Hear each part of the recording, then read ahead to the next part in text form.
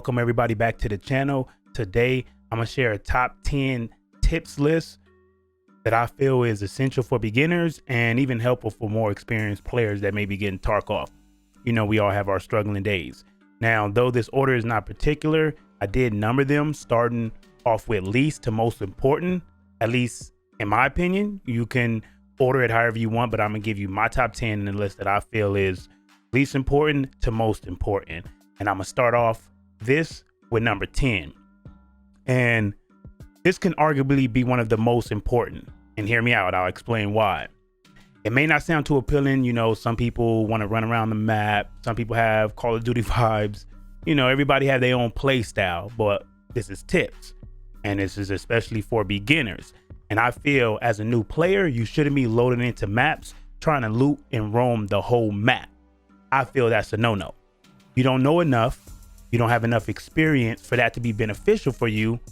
You know, you're going to take a lot of losses that way. You just don't know the map. You don't know cracks and crevices. You don't know where people are going to be at. You don't know traffic areas that people frequent. You'll learn this stuff within time. And this is why I feel you should load into every raid with an objective, specific objective, a goal. Focus on that and loot that area. Whatever area that your objective or your goal or your task takes you to, you should keep it minimum, loot that area, and extract. One thing you guys always got to remember is small gains is better than no gains. I died many times after I already had my backpack full because the urge of being greedy spoke up and said, it wouldn't hurt if we just roamed over there and see what was going on. We could take a peek, you know, had eyes not too long after. And this is why I say load in, have an objective, attack that objective ASAP, get it done, loot that area, and extract. Profiting 100K over 5 raids is better than pressing the next button for 5 raids. That's just going to bring you sheer frustration. No one wants to deal with that. So remember, you got to get good before getting greedy. All right. Now that brings me to number 9. Run your scav with an objective as well. I recommend reserve. I think that's one of the best maps.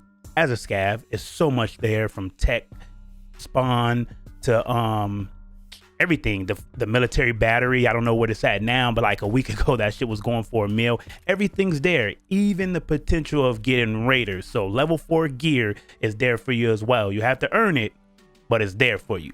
So like I say, have an objective with your scav. Keep it minimum as well. We got to learn that we can't be too greedy. That literally gets us killed majority of the times. We might not want to accept it, but it does. So if we load in, let's say, all right, I'm low on guns. I need some AK variants. I need some bullets for that AK for my PMC. Let me go with just that objective. So when you load in, you just look for just that. You can go on the ground. They got AKs against walls. They got them everywhere. But you can just walk up to a scav, dome him, grab his AK, do this probably after you have already collected some ammo, or just after you whack him, you know, move to another location. That way, you know, scavs won't remember. Right now, we don't have scav karma, so you won't have to worry about that. But I'm saying that when we come in with a focus, we're able to get more done. We're able to accomplish more when we come in with that specific, you know, thing in mind that I'm gonna do this. I'm looking for military battery. I'm looking for blah, blah, blah. It really don't matter what it is when we come just for that, and we don't get too greedy or too careless, because we all know as a scav, we don't care about that life, right? None of the gear really belongs to us.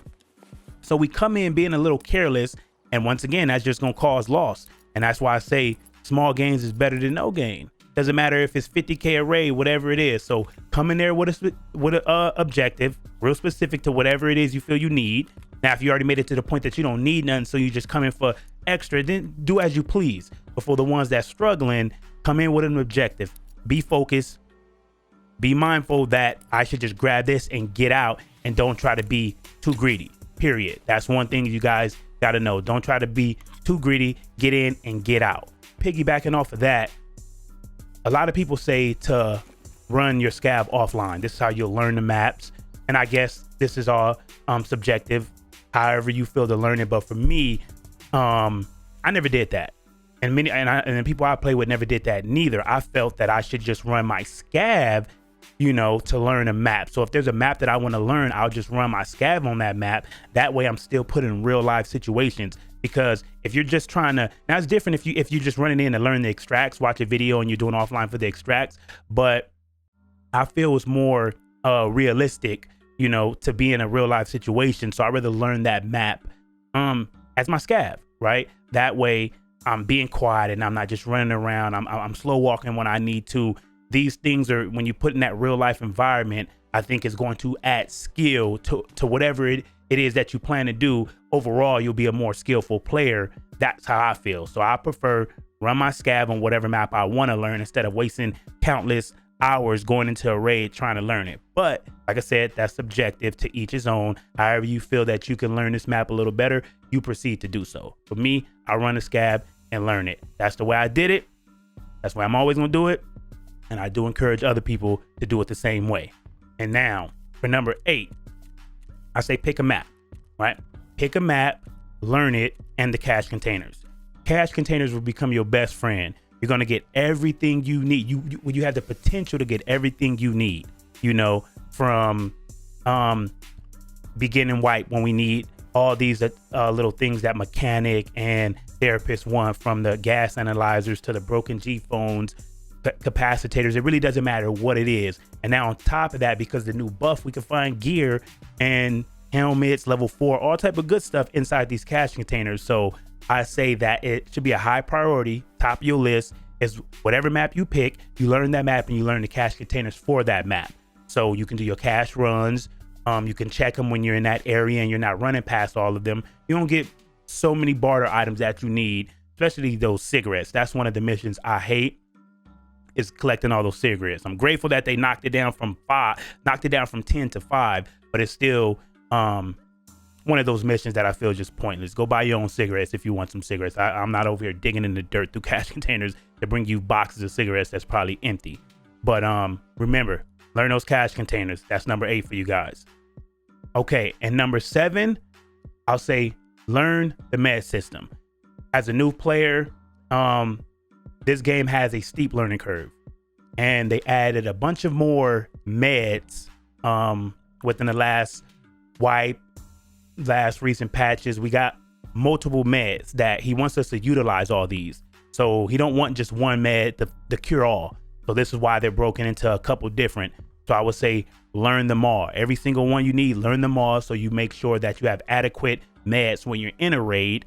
There's been many times I forgot that goddamn hemostat and bled out, you know, it happens. So learn your meds, make sure you have them before you go into every raid. Have a little checklist, right? Have a little checklist so you don't load into that raid and then after you can't back out, you realize you forgot something essential, something important. So have that checklist, mark it once, mark it twice, load into that raid. No one wants to bleed out, you know. One good thing they did add the stoppage of heavy bleeds with the IFAC, even though it kills the whole IFAC. So make sure you have that hemostat. You know, that's probably the best one, is to have that. Have you a CMS? I think those are 2 key things you may need, you know, and that may be harder to find in raid. We usually can find cheese and such. Make sure you have your meds. You'll be safe. You'll be good. You won't bleed out on the curve. Now, number 6, get acquainted with the barter trades for your level trader. There's a lot of good trades that we overlook, right? Because we may not pay much mind, or we don't even know how good and helpful they can be. Like I made a video, I'll put it up in the cards, top 5 barter trades, and one of them is it's an AK for 5 Apollo cigarettes, and we find those Apollo cigarettes everywhere. So if you went in a raid, just actually extracting with them, you know, you can keep adding the AK to your arsenal. I know everybody don't like AKs, but they are good guns when they're paired with the right ammo, and they require minimum modding to be acceptable to knock down a PMC. You can add a couple attachments. The recoil doesn't need to be meta. You get some bullets from reserve, PS, BT, 7N, and you're able to go in with your PMC and whack them. So these AKs for me are very important beginning white, because I get to have a good gun. I run my scav only on reserve, so I get to collect the right ammo, and I go in with that specific task. When I need ammo, I'm going in. Only thing on my mind is to go hit all the spots, and I got a video for that. It'll be up in the cards if you want to check that out and get all the location and spawns for top tier ammo for the AK variants. Now, for number 5, and this has been the death of me many times, and this is why I think it's essential to put on a list. Before combat, if you question whether or not your gun is on auto, double check to be sure. Don't live on the edge. I lived on the edge, or I was fearful of them hearing me, check that I wouldn't, and it was the death of me. So now I prefer for you to hear me check and know that I'm on auto than for me to just, pray to the Tarkov gods that it's on auto when you pop up around the corner in my face. So remember, if they hear us, it don't matter. We need to be on auto. We need to take them down. We need to win. So if you're not sure, if you're not 100% sure, if you think 90, it don't matter. If you doubt for a split second that you might not be on auto, just double check. Better safe than sorry. Coming in at number 4, very important. There's so many tasks where we got to get into resort, we got to get into dorms, all these different rooms, and pick up dock cases and such. Check all jackets and bags. Every map you own, if you know where jackets spawn, check them. Check them. I cannot stress this enough.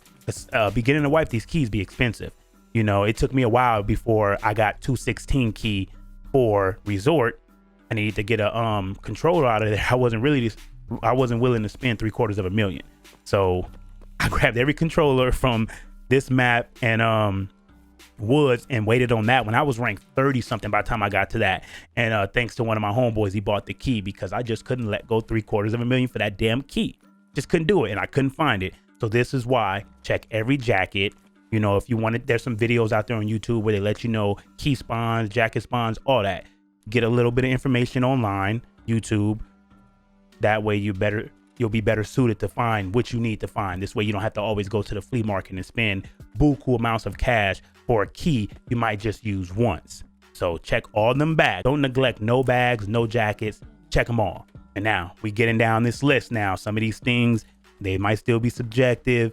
I find a lot of these things important, and that's why I put number 3, wear contacts, headsets, every raid that you can afford them, wear them.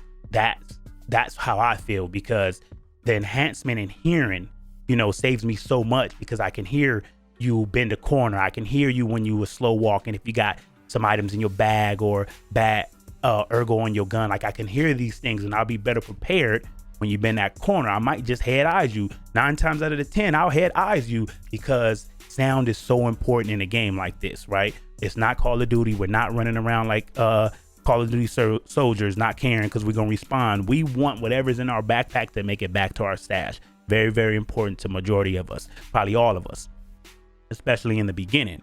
So contacts will be essential to you being able to place people where they're at. Now in the beginning, for a new player, it might be hard to separate sound with those, so if you feel you need to play without a headset to get a feel of the sound, do so. But as soon as you're able to, separate these sounds the right way, whether they're on the floor above you or below you, wear these contacts, Swordens, whatever headsets, they all have different sound, different bass, different all that. You pick the one that's best for you, that works for you, wear it. It's going to help you live more times than it won't, guaranteed.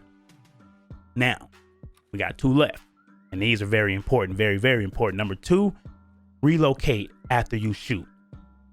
When you shoot, relocate.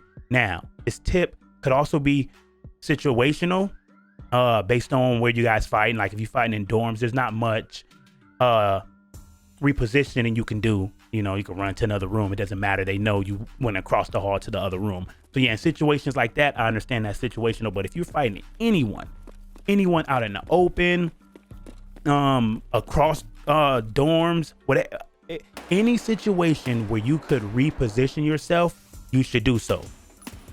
Every single chance. I cannot express how many times I have got the kill based on shooting, repositioning, scoping in, found them looking at my last position, easy head ears, done.